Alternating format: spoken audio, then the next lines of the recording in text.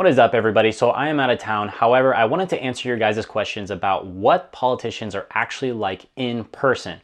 I wanted to answer the top 10 questions that I thought were worthy of talking about. A little background on myself. I literally worked with everybody from like senators to Congress peoples. Well, specifically with like media and stuff here and there, but you guys get the point. Anyway, let's answer some of these questions. Question number 1. How often do they try to dodge constituents trying to contact them?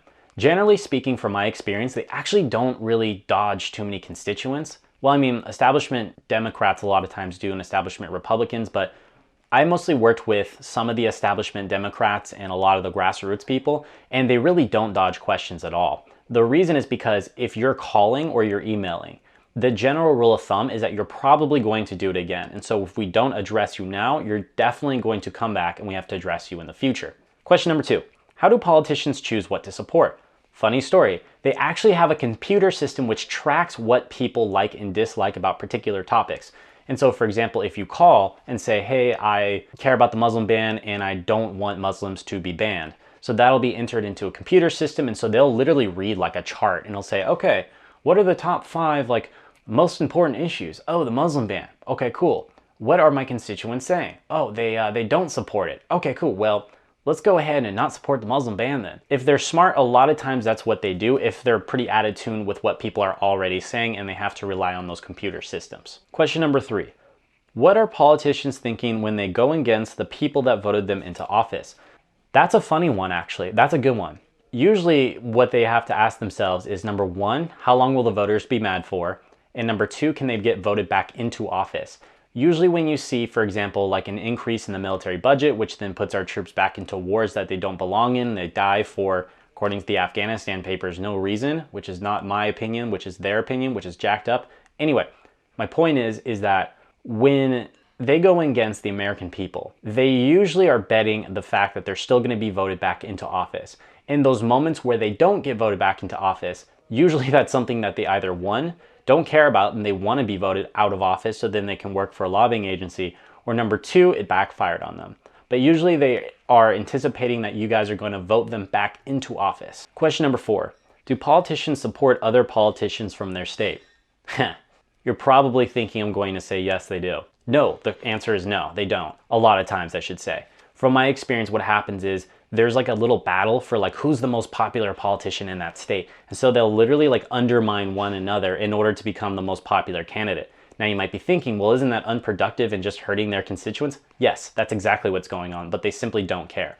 A lot of times like grassroots campaigns, they'll care about one another because they care about the policies, but usually you can tell if they're taking big dollar donations, they generally just care about themselves.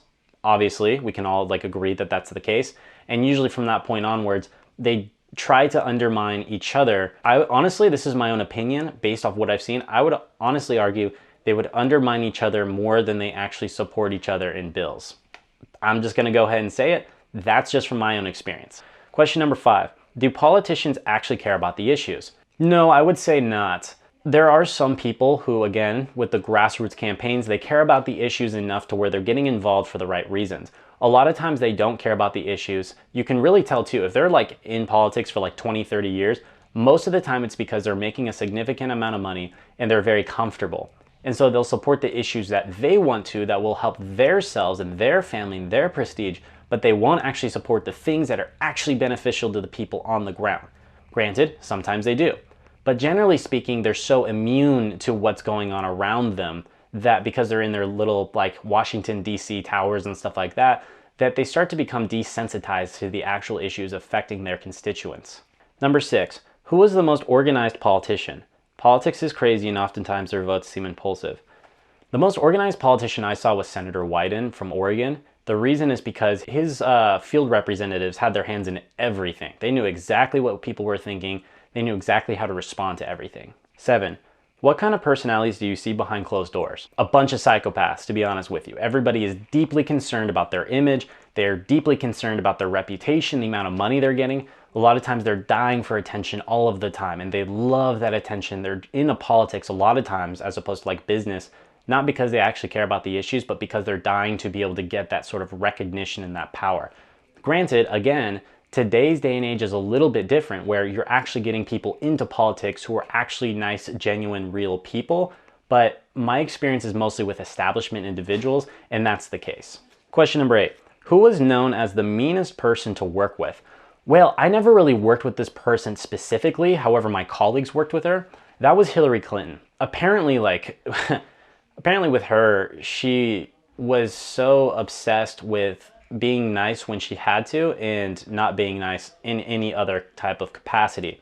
Pretty much the general rule of thumb with her is, are you benefiting her directly? Yes or no? And if you are, does she have to be nice to you? Yes or no? But her as a person, apparently she was very nasty, very entitled. Again, this is just what I've heard. This isn't directly on like what I've experienced, so take it for what you will. Also, Bill Clinton apparently is like a really nice, chill guy who will pretty much just flirt with everybody, which is exactly how you probably would imagine him to be like. Number 9, who was the nicest person? I would say Andrew Yang was the nicest person. Now, I worked with him indirectly because I helped manage some of the interviews, like the questions and like the platforms we publish on and that sort of stuff, but I guess he's a really down-to-earth guy. Number 10, were there any sayings or values that they lived by? Yeah, there was one I heard often, that was apologize, show sympathy, and make no commitments. Anyway, guys, that's all I have for you today. Hopefully you guys got something out of this Q&A. If you would like to follow me on Twitter, it's at ZachMoss6. What is it? My Facebook at ZachMoss6, Instagram, the Zach of Zachs. If you have any questions, comments, or concerns, let me know. My general rule of thumb with videos like this is, look, if you're a decent person, a decent politician, then you shouldn't have to care what people are saying about you.